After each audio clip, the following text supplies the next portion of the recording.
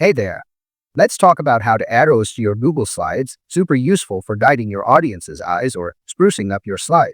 I've got 3 easy methods to share. The line tool for basics, pre-made shapes for flexibility, and special characters for text-friendly arrows. Ready? Let's jump in. First up, the classic line tool with arrowheads. Here's how it works. Open the Insert menu, click Line, and pick the arrow option from the little menu that pops up.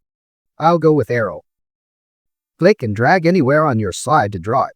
Pro tip, hold the Shift key while dragging till you want your arrow perfectly straight. Once it's on the slide, you can tweak how it looks. Just click on the arrow to change the color, thickness, or even the style of the arrowhead using the options up top. This is super handy if you just need a basic arrow pointing something out. Next, let's try using actual arrow shapes. Click the Shape button. It looks like a circle and square icon in the toolbar. Then scroll to the Arrows section. You'll see a bunch of styles, curved arrows, block arrows, you name it. Pick one.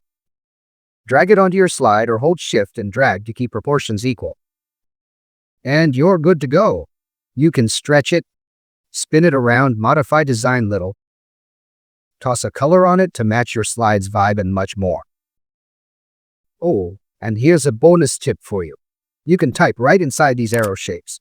Perfect for adding labels like "Look here" or "Important" without crowding your slide. Last trick, using arrow symbols right in your text like tiny arrow next to a bullet point or in a sentence. First, let's add a text box.